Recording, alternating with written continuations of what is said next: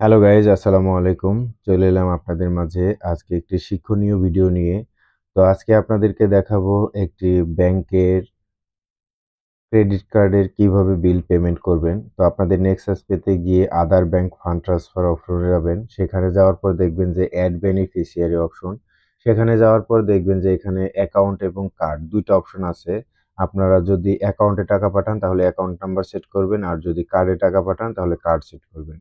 আমি কার্ডে টাকা পাঠাবো। আমি আমার ইস্টার্ন ব্যাংকে এই পেমেন্টটা করব ক্রেডিট কার্ডের বিল।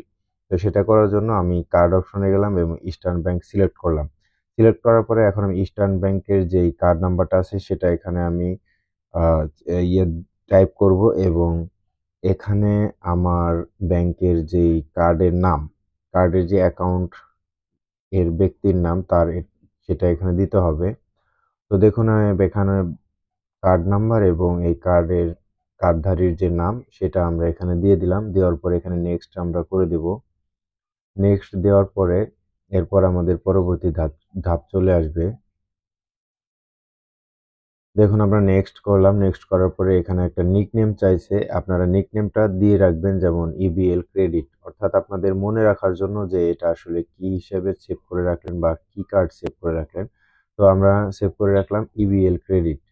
তো এটা কিন্তু আমাদের অলরেডি সেভ হয়ে গেছে। ঠিক আছে? তো আমাদের এখন কিন্তু সেভ হয়ে গেছে। আমরা এখান থেকেও ফান্ড ট্রান্সফার করতে পারবো, অথবা আমরা ব্যাক করে গিয়েও আমরা আবার অপশন থেকে ফান্ড ট্রান্সফার করতে পারবো। তো সেজন্য আমাদের আবার 3 ডটে এবং আদার ব্যাংক ফান্ড ট্রান্সফার এখানে বিএফটিএম এবং এনপিএসবি, আমি এনপিএসবি তে গেলাম। এরপর আমি আমার সেভ করা কার্ডটি সিলেক্ট করলাম। এরপর আমার পেমেন্টের অ্যামাউন্টটা দিলাম। এরপর আমাদের এখানে যে ন্যারেশন, অর্থাৎ আপনি যে কমেন্টসটা লিখবেন সেটা লিখে পাসওয়ার্ড দিয়ে দিবেন।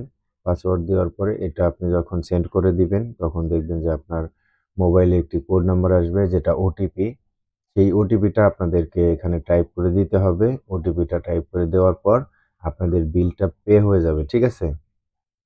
দেখুন অলরেডি কিন্তু পেমেন্টটা ডান হয়ে গেছে। ফান্ড ট্রান্সফার সাকসেসফুল লেখা চলে আসছে। ঠিক আছে? তো এখানে আপনাদের যদি স্লিপ নেওয়া দরকার হয় সেটা ডাউনলোড করে নিবেন আপনাদের সংরক্ষণের জন্য। তারপরে এখান থেকে হোম বাটনে ক্লিক করে চলে আসবেন। তো আপনাদের এই হচ্ছে বিল পেমেন্ট হয়ে গেল। ঠিক আছে? আপনাদের কিন্তু বিল পেমেন্ট হয়ে গেছে। এখন আপনারা এটা দেখতে পারবেন। তো আদার ব্যাংক ফান্ড ট্রান্সফার, এখানে ট্রান্সেকশন হিস্টোরি, এখানে ক্লিক করলেই কিন্তু আপনারা দেখতে পারবেন যে আপনারা কয়টা পেমেন্ট করেছেন বা কয়টা সাকসেস হয়েছে বা সাকসেস হয় নাই, এরকম আপনারা এখানে ট্রানজ্যাকশন হিস্টোরিতে গেলেই দেখতে পাবেন।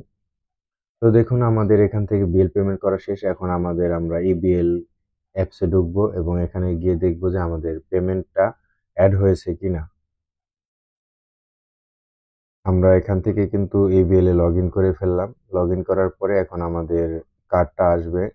কার্ডটা আসার পরে আমরা দেখবো যে এখানে আমাদের পেমেন্টটা হয়েছে কিনা। ঠিক আছে?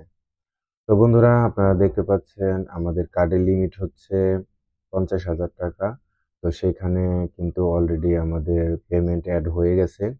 অ্যাড হওয়ার পরে আমাদের এখন ব্যালেন্সটা কিন্তু শো করতেছে, অলরেডি অ্যাভেলেবল ব্যালেন্স হয়ে গেছে। আর আমাদের এখানে টাকাও শো করতেছে। ঠিক আছে? তো আপনারা বুঝতেই পারলেন যে কিভাবে আসলে ইবিএল কার্ড বা যেকোনো ব্যাংকের ক্রেডিট কার্ডের বিল কিভাবে দিতে হয়। আপনারা সম্পূর্ণ ভিডিওটি ভালো করে দেখবেন, মনোযোগ সহকারে দেখবেন, তাহলে কিন্তু আপনাদের ক্রেডিট কার্ডের বিলগুলো দিতে কিন্তু অনেক সুবিধা হবে এবং আপনারা নিজেরাই নিজেদের অ্যাকাউন্ট থেকে ঘরে বসেই ক্রেডিট কার্ডের বিলগুলো পরিশোধ করতে পারবেন। ঠিক আছে? তো মূলত আমাদের এই ভিডিওটি ছিল আপনাদের শেখানোর জন্য এবং কিভাবে এটার বিল পরিশোধ করতে হয় এবং যেকোনো ক্রেডিট কার্ডের বিল পরিশোধ করতে হয় এবং এই বিলগুলো কিভাবে দিতে হয় সবকিছুই শেখানোর জন্য। আশা করি আপনারা বুঝতে পেরেছেন এবং পারবেন ইনশাআল্লাহ। সবাই ভালো থাকবেন।